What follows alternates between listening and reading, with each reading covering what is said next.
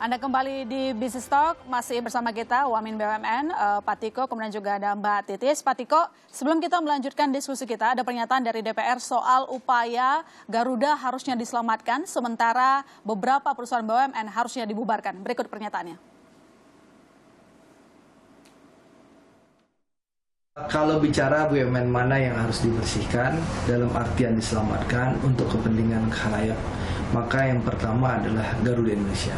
Kenapa Garuda Indonesia harus diselamatkan? Karena kita berharap Indonesia tetap memiliki maskapai penerbangan nasional atau National Flag Carrier.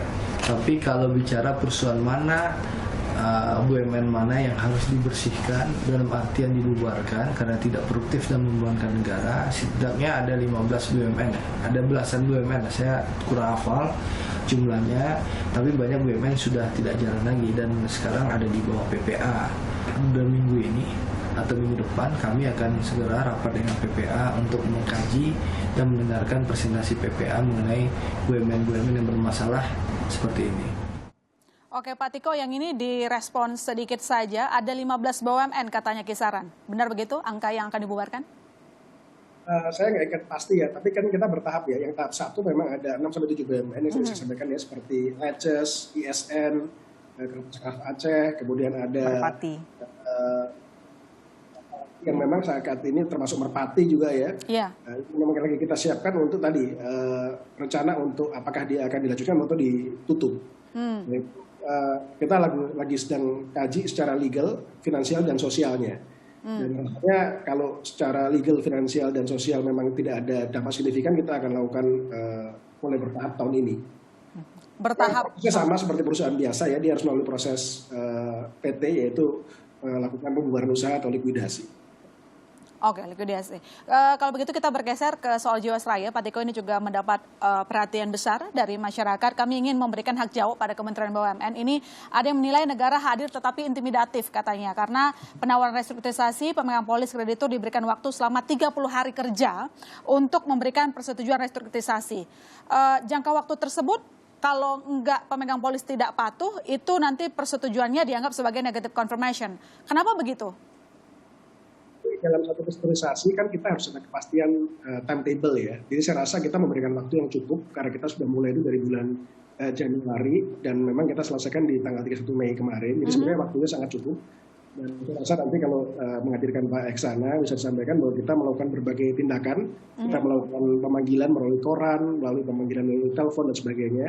Dan sampai saat ini itu 98% daripada nasabah, baik nasabah korporasi, retail maupun bank assurance, itu sudah menyepakati. Jadi kita tadi baru review, hari ini kebetulan tadi sore saya review, hanya beberapa ratus saja yang memang akhirnya menolak atau tidak akan ikut pindah ke AFG. Jadi mayoritas sekitar 98% itu menyepakati. Dan memang kami dari awal menyampaikan bahwa di Indonesia memang belum ada konsep untuk bail out dalam konteks seperti LPS-nya asuransi. Oleh karena itu dalam konteks ini kita bail in kan. Bail in ini tentunya ada burden sharing antara pemegang saham dengan para pemegang polis. Nah ini yang kita lakukan dan saya rasa dengan berbagai konstrain fiskal yang ada kita berusaha maksimal dan ini alhamdulillah cukup banyak, tadi 98% yang setuju. Nah kita akan lanjutkan tahap berikutnya di mana dalam 1-2 bulan ke depan kita akan pindahkan polis-polis yang setuju untuk restrukturisasi ini ke AFG Life. Saat ini AFG Life sedang dalam proses untuk mengajukan izin-izin produk ke OJK. Diharapkan kita mulai bulan depan pemindahan ini dan harapkan mungkin sebelum akhir tahun semuanya sudah tuntas. Lantas apa targetnya dengan AFG Life ini Pak, terutama proses migrasi polis Jiwasraya ke asuransi jiwa AFG atau AFG Life? Jadi saya sampaikan sedikit background ya Mbak Sekretari, bahwa kalau dulu ini kan asuransi jiwa ini sebenarnya bukan sektor yang bermasalah. Karena kita tahu asuransi jiwa asing seperti Prudensial, ya, seperti AXA itu bisa baik. Nah, permasalahan di Jiwasraya adalah karena dulu mismanagement. Sebenarnya permasalahan aset itu permasalahan yang muncul belakangan. Yang permasalahan di awal itu adalah permasalahan produk, di mana produk-produknya itu liability-nya terlalu tinggi karena janji-janji investasi yang terlalu tinggi. Nah, di perusahaan baru ini nanti kita disiplin sekali dalam mengatur bahwa kita tidak memberikan janji investasi yang berlebihan dan menyesuaikan dengan kondisi risiko pasar terkini.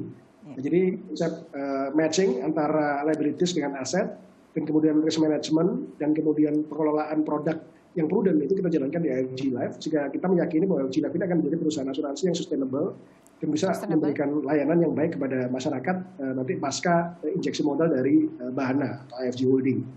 Jadi kami tahu persis penyakitnya, dan memang ini kelemahan kita dulu bahwa kita memang tidak mempunyai ahli-ahli di bidang asuransi yang mumpuni untuk mengawal perusahaan-perusahaan asuransi kita. Karena asuransi ini bisnis yang sangat sulit Mbak sebenarnya, karena kita menerima premi misalnya di hari ini, tapi premi ini dipakai untuk menjamin kewajiban yang mungkin baru jatuh tempo 15 tahun lagi.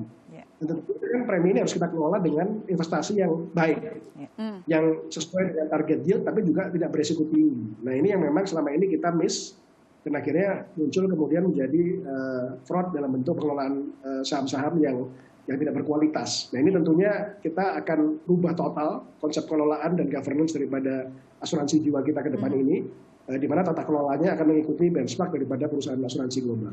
Oke, saya ke Mbak Titis. Mbak Titis, kita dengar ya tadi pernyataan Pak Tiko sangat optimis dengan IFG. Menurut Anda perspektifnya gimana dari sudut pandang redaksi? Dari redaksi sebetulnya nampak bahwa penguasa aset terbesar di industri asuransi itu masih asing semuanya. Kita memang jauh tertinggal. Zaman dulu namanya Jiwasraya itu termasuk yang 5 besar. Sekarang pasti jauh tertinggal. Sekarang ada yang agak lebih baik adalah perusahaan patungan antara AXA dan Mandiri, itu agak naik gitu kan.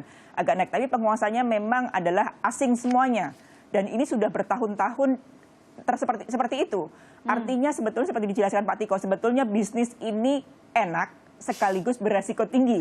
Enaknya adalah menerima uang untuk pengembalian jangka panjang, sementara kalau dikelola dengan baik, ini kan sebetulnya sumber uang. Sumber uang, nah ketika sumber uang ini bisa diinvestasikan dengan hasil yang bagus dan masuk akal, maka itu bisa menguntungkan pemegang polis. Pemegang polis rela loh 15 tahun, 20 tahun menaruh dananya sepanjang mereka memiliki prospek yang baik. Kemudian memiliki imbal hasil yang baik. Nah, imbal hasil yang baik inilah yang akan menjadi tantangan. Sementara kalau Jiwasraya, betul kemarin terjadi fraud, tapi juga ada masalah lain soal permodalan yang lama sekali tidak diselesaikan. Tidak diselesaikan. Artinya banyak persoalan-persoalan BUMN yang terpendam cukup lama, tidak diselesaikan, akhirnya menggantung.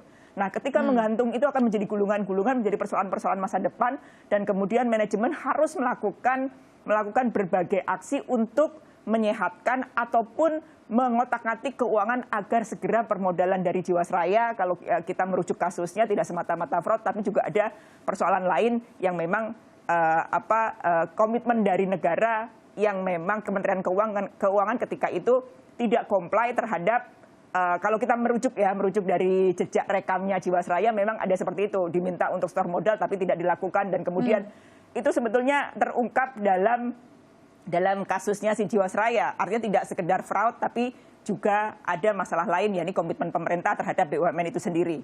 Itu sih dari pandangan kita. Artinya apa? Ketika pemerintah melakukan pilihan, ya seharusnya pilihan itu, komitmen itu benar-benar dilakukan. Ketika Jiwasraya sudah berubah menjadi IFG Life, maka inilah juga yang harus segera diresak bisnis modelnya seperti apa ke depannya, agar memang industri kepercayaan ini yang mengandalkan kepercayaan itu benar-benar mendapatkan kembali kepercayaan dari masyarakat untuk dalam pengelolaan ini gitu. Karena sekaligus industri kepercayaan dan industri proteksi sebetulnya. Pak Tiko, dijawab singkat saja komitmen pemerintah soal ini. Saya kalau di pemerintah kita udah sama, dan ini kan sudah ada keputusan baik dari Panja maupun antar Kementerian Keuangan, Kementerian BUMN, kita sudah sepakat. Jadi insya Allah tahap 1 kita akan mendapatkan PMN 20 triliun dalam waktu dekat ini. Kita sedang proses untuk penarikan ini. Oke, baik. Kita akan lanjutkan lagi diskusi kita. Setelah ini kita meluaskan cakupan isu, saudara, tentang nasib bank BUMN yang risiko kreditnya meningkat dan harus bersiap-siap restrukturisasi. Kemudian juga ada BUMN karya yang menanti kapan dana SWF bisa bekerja. Kami masih akan segera kembali.